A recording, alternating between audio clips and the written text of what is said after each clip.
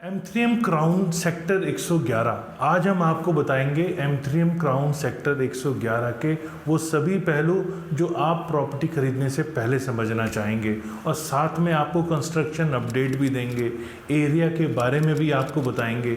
24 metre की road कहाँ से निकल रही है वो भी आज हम आपको बताएंगे। इस एरिया को मेट्रो से क्या कनेक्टिविटी मिल रही है ये भी हम आपको बताएंगे, और फ्यूचर में कैसे ये सेक्टर 111 गुड़गांव के मैप में एक इम्पॉर्टेंट लोकेशन बनता जा रहा है, ये भी हम आपको पूरा विस्तार से बताने वाले हैं। नमस्कार, मैं हूं Pradeep Mishra. The property Mishra show में आपका स्वागत है। यहां हम आपको प्रॉपर्टी और प्रॉपर्टी मार्केट की हकीकत बताते हैं। नो बकवास, डायरेक्ट काम की बात। चलिए शुरू करते हैं। सबसे पहले सेक्टर 111 में M3M क्राउन प्रोजेक्ट लोकेटेड है। सबसे पहले इस सेक्टर का बेसिक क्या है? सबसे बेसिक यह है सेक्टर का कि द्वारका एक्सप्रेसवे पे लगता हुआ दिल्ली से पहला सेक्टर लेफ्ट हैंड साइड पे सेक्टर 111 है। ये सेक्टर ठीक NH48 के पैरेलल है, द्वारका एक्सप्रेसवे उसके ऊपर लगता है पहला सेक्टर। मतलब जो डेवलपमेंट आप NH48 पे आज देख रहे हैं, चूँकि अभी कनेक्टिविटी यहाँ नहीं हुई है इसीलिए अभी आपको थोड़ा सा पजल टाइप एरिया दिखता होगा, लेकिन कनेक्टिविटी खुलने के बाद ये ठीक उसी तरह दिल्ली बॉर्डर से लगता हुआ पहला सेक्टर है। तो सेक्टर वाइज बहुत अच्छी लोकेशन, मैं कहूँगा प्रोमिनेंट लोकेशन है, क्योंकि अगर आप द्वारका साइड से आ रहे हैं या IJ एयरपोर्ट से आ रहे हैं तो द्वारका एक्सप्रेसवे एक दूसरी कनेक्टिविटी दी गई है। जो पहले NH48 पे कनेक्टिविटी थी, अब एक और एडिशनल कनेक्टिविटी दी गई है जिसका नाम द्वारका एक्सप्रेसवे है। तो पहला सेक्टर होने के कारण लोकेशनल एडवांटेजेस बहुत हैं। इसके आसपास बसावट ऑलरेडी है, चूँकि यहाँ न्यू पालम एरिया ये ऑलरेडी बसा हुआ था, तो यहाँ पे बसावट भी ऑलरेडी है। सेक्टर्स की बात करें तो यहाँ पर 110A 113 सेक्टर में अभी डेवलपमेंट चल रही है। उसमें बहुत बसावट नहीं कहूँगा, वहाँ पे एक ही प्रोजेक्ट है इस टाइम टाटा का, जिसमें ऑलमोस्ट लोगों को पोजीशन मिलना शुरू हो गया है, 2-3 टावर को अगर छोड़ दें तो। साथ में बजगेड़ा विलेज है। न्यू पालम विहार का एरिया बहुत बड़ा है।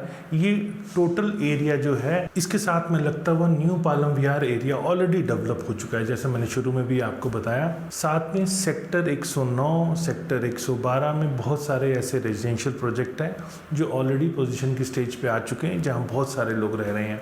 कमर्शियल की बात करें तो द्वारका एक्सप्रेसवे पे सेक्टर 109 में कॉन्स्टेंट 1 मॉल ऑलरेडी फंक्शनल है। फिर सेक्टर 114 के अंदर इस टाइम VSR के नाम से एक मॉल है जो कि पोजीशन की स्टेज पे आ चुका है। वहाँ रिलायंस स्मार्ट ऑलरेडी खुल चुका है। तो कमर्शियल एक्टिविटी भी यहाँ पर है, रेजिडेंशियल प्रोजेक्ट्स भी यहाँ आसपास हैं। और सिर्फ 111 की ही बात करें तो पूरी का ऐसा प्रोजेक्ट है जिसका पोजीशन ऑलरेडी है, वहाँ लोग रह रहे हैं और वहाँ रेंटल भी ठीक ठाक चल रहा है। मतलब ये एक बसा हुआ एरिया है जिसके अंदर सेक्टर 111 में ये प्रोजेक्ट है। तो लोकेशनल एडवांटेजेस मेरे को यहाँ दिख रहे हैं। जैसे फिजिकल इंफ्रास्ट्रक्चर के बारे में हम थोड़ा सा और विस्तार से बात करें तो गुड़गांव रेलवे स्टेशन यहाँ से 7.2 किलोमीटर है। Indira Gandhi international airport 16.3 kilometre है। और सबसे अच्छी बात यह है कि यहाँ से मेट्रो ने जाना है। सेक्टर 25 तक हाई स्पीड मेट्रो जो है वो ऑलरेडी आ चुकी है, लेकिन इसको कनेक्ट किया जा रहा है सेक्टर 21 द्वारका के मेट्रो स्टेशन से। तो वो सेक्टर 111 होते हुए लेफ्ट टर्न लेगी और रिजांगला चौक की तरफ जाएगी। रिजांगला चौक की तरफ जो जाएगी तो वहाँ एक इंटरचेंज बनेगा जो कि हुडा सिटी सेंटर की तरफ से जो मेट्रो आ रही है और जो साइबर सिटी की तरफ जाएगी उसका एक इंटरचेंज रिजांगला चौक के ऊपर बनेगा। तो वहाँ से मेट्रो के थ्रू भी कनेक्टिविटी सेक्टर को मिल रही है। फिर जो रेलवे क्रॉसिंग है जो रिजांगला चौक को और सेक्टर 111 को जो जोड़ेगी, वहाँ पर भी एक फ्लाईओवर है जो फाइनल स्टेज पे चल रहा है। कभी भी उस पर काम शुरू हो सकता है। उसमें रेलवे के साथ कोलैबोरेशन हो चुका है, काम इस पर शुरू होना बाकी है। तो कनेक्टिविटी भी इसको बहुत अच्छी मिल रही है। फिर द्वारका एक्सप्रेसवे पे पहला सेक्टर होने के कारण इसे द्वारका से भी कनेक्टिविटी अच्छी मिल रही है, क्योंकि द्वारका भी ऑलरेडी इस टाइम यहाँ बसा हुआ है। अब बात करते हैं यहाँ पर कमर्शियल। जैसे मैंने आपको बताया कमर्शियल ऑलरेडी यहाँ पर है। तो न्यू पालम विहार की मार्केट होने के कारण लोगों को बहुत ज़्यादा सामान की दिक्कत भी नहीं होती है, क्योंकि ऑलरेडी यहाँ पे लोग काफ़ी बसे हुए हैं। फिर स्कूल की बात करें तो आसपास के एरिया में मौर्य स्कूल, एक माउंट कार्मल स्कूल जो कि सेक्टर 115 में ऑलरेडी फाइनल स्टेज के ऊपर है, कभी भी वो खुल सकता है। स्विस कॉटेज स्कूल है, DPSG है यहाँ पर। तो ऑलरेडी स्कूल यहाँ पर काफ़ी हैं, मार्केट है, सोशल इंफ्रास्ट्रक्चर मैं करीब करीब कहूँगा इतना है कि आप अगर यहाँ शिफ्ट हो रहे हैं तो आपको बहुत दिक्कत नहीं होने वाली है। और कनेक्टिविटी जैसी दिल्ली से खुलती है तो आपके लिए एक बहुत बड़ा सोर्स ओपन हो जाता है, जिससे आप पूरे दिल्ली से भी कनेक्ट हो जाते हैं। आज जो कनेक्ट होते हैं वो आप पालम विहार होके जाते हैं या नजफगढ़ जो ट्रेन है उसके पास से होके आप दिल्ली की तरफ आते हैं, लेकिन फ्यूचर में आप सीधा द्वारका एक्सप्रेसवे दिल्ली से जैसे खुलता है वैसे ही सीधा आप कनेक्टेड हो जाते हैं। चलिए अब यहाँ एम्प्लॉयमेंट अपॉर्चुनिटीज़ जो हैं वो क्या क्या है। देखिए सेक्टर 114, सेक्टर 115 कमर्शियल सेक्टर है, जिसमें सेक्टर 115 का कुछ पार्ट इंस्टीट्यूशनल है। तो इस सेक्टर्स में यहाँ कमर्शियल सेटअप्स बहुत आएंगे, तो यहाँ जॉब अपॉर्चुनिटीज़ लोगों को काफ़ी मिलेगी। ऑल्दो यहाँ पे आज भी आप देखें तो उद्योग विहार, DLF साइबर सिटीज़ और सिग्नेचर टावर या इफ्को चौक के आसपास का एरिया, जैसे ओल्ड गुड़गांव रोड के ऊपर आप देखेंगे यूनिटेक बिजनेस सेंटर है। तो ये साइबर सिटी के साथ साथ ये सारे वो लोकेशंस हैं जहाँ पर लोग काम कर रहे हैं, उनको रहने के लिए आसपास जगह चाहिए, तो वो इन एरियाज़ में रेंटल या प्रॉपर्टी बाइंग के लिए देख रहे हैं। तो अपॉर्चुनिटीज़ जॉब की आसपास के एरिया में है, आपको इसके लिए बहुत ज़्यादा स्ट्रगल करने की या ट्रैफिक से जूझने की ज़रूरत भी नहीं है। चलिए अब बात करते हैं M3M क्राउन के बारे में, क्योंकि जो प्रोजेक्ट है हमारा आज का टॉपिक M3M क्राउन है, तो इसके बारे में आज हम बात करते हैं। 2 फेजेस में प्रोजेक्ट आ रहा है, टोटल 11 टावर है। अभी 3 टावर इसके अंदर लॉन्च नहीं किए गए हैं। 24 मीटर रोड के बारे में कईयों ने पूछा कि आखिर M3M के प्रोजेक्ट से 24 मीटर की रोड क्या क्रॉस कर रही है। बहुत लोगों के अंदर उलझन थी ये, और लोगों ने मैसेजेस में, कमेंट सेक्शन में हमें पूछा। तो मैं आपको ये बता दूं कि ये जो आप मैप देख रहे हैं, ये 24 मीटर का जो रोड मैप है, ये इस प्रोजेक्ट को डिवाइड नहीं कर रहा, ये इस प्रोजेक्ट से पहले ही आके रुक जाता है। ये ऑलरेडी इस सेक्टर का जब प्लान रेक्टिफाई हुआ था तो पब्लिक ऑब्जेक्शंस मांगी गई थी, तो ऑब्जेक्शंस के बाद इसमें जो नेसेसरी अमेंडमेंट्स हैं वो किए गए। तो ये आज की डेट में इस प्रोजेक्ट को डिवाइड नहीं कर रहा, ये एक सिंगल प्रोजेक्ट ही है।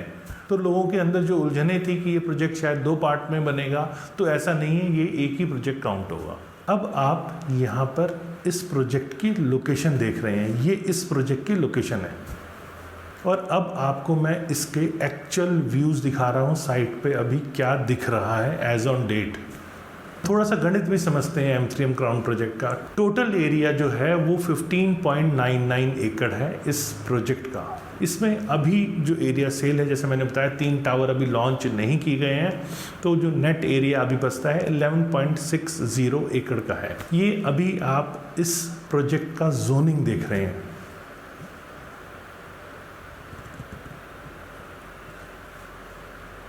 टोटल नंबर ऑफ टावर्स अभी 11 हैं, G+30 है ये, और टोटल 1332 यूनिट्स इसके अंदर हैं। जैसे मैंने बताया फिर से कि 3 टावर अभी लॉन्च इसमें नहीं हुए हैं। अभी आप इसका एक्चुअल मॉडल देख रहे हैं स्क्रीन के ऊपर कि ये प्रोजेक्ट दिखेगा कैसे बनने के बाद।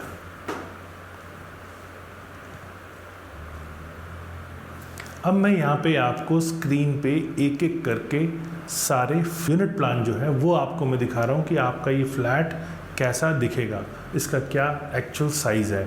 ये 3 BHK का प्लान अभी स्क्रीन पे देख रहे हैं। इसके अंदर 3.5 BHK भी है, उसी तरह यहाँ 4 BHK भी है, उसी तरह से 4.5 BHK भी है जिसे आप स्क्रीन पे अभी देख रहे हैं। यहाँ पे थोड़ा सा park facing, non park facing की PLC पे थोड़ा सा फ़र्क पड़ जाता है प्राइस के ऊपर। प्राइस करीब करीब यहाँ 15,500 रुपये पर स्क्वायर फीट के आसपास है। बहुत सारी स्कीम्स चलती रहती हैं, तो उस पर इफेक्टिव प्राइस थोड़ा बहुत ऊपर नीचे हो सकता है। ये प्रोजेक्ट 2 फरवरी 2023 को शुरू हुआ और इस प्रोजेक्ट के ख़त्म होने की तारीख 31 जनवरी 2028 है। इस प्रोजेक्ट का लाइसेंस नंबर 213 है। अब बात करते हैं इस टावर जो यहाँ काम शुरू हुआ है उसकी एक्चुअल स्टेज क्या है, टावर वाइज हम देखते हैं। तो टावर नंबर 6 और 7 जो है वो अब आपको स्क्रीन पे दिख रहा है। इसका बेस वर्क कंप्लीट हो गया है, जो स्टील वर्क है, टाई वर्क है, ऑलरेडी यहाँ पे शुरू हो चुका है। काफ़ी हद तक इस पे काम भी होना शुरू हो गया है। टावर नंबर 7 जो है इसका एक्सकवेशन जो है ऑलरेडी शुरू हो चुका है। अब बात करते हैं टावर नंबर 1 एंड 2, इसका स्टेटस क्या है। इसका एक्सकेवेशन का वर्क जो है ऑलरेडी शुरू हो चुका है इन दोनों टावर का। अभी थोड़ा सा इनिशियल स्टेज पे है, देख रहे हैं आप, जैसे डिगिंग का काम भी अभी चल रहा है।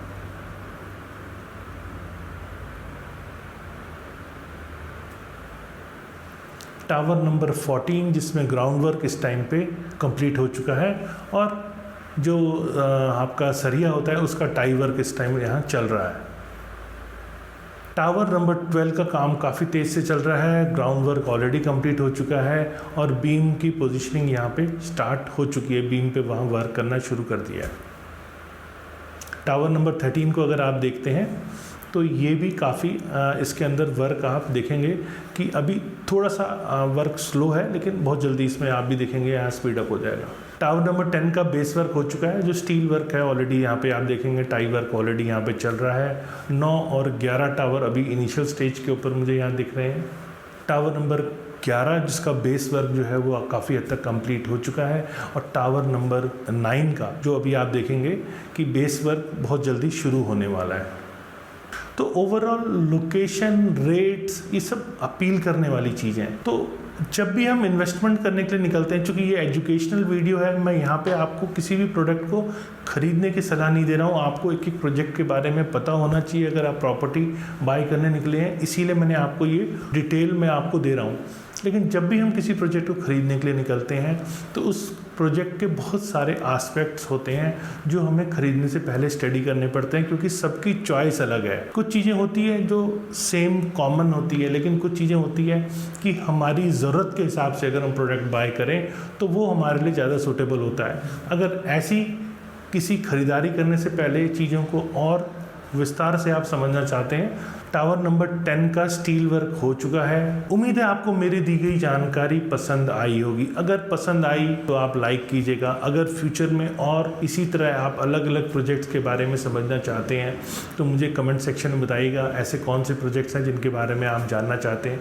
एक एक करके मैं गुड़गांव के हर प्रोजेक्ट के बारे में आपको डिटेल इन्फॉर्मेशन देने वाला हूँ। तो ऐसे और वीडियोज़ देखने के लिए, सेक्टर रिव्यू देखने के लिए और रियल एस्टेट में क्या नया हो रहा है, इन सब देखने के लिए आप सब्सक्राइब कीजिए, क्योंकि हम यहाँ पे आपको आपके काम की बात बताते हैं, आपकी प्रॉपर्टी इन्वेस्टमेंट से रिलेटेड चीज़ें आपको बताते हैं।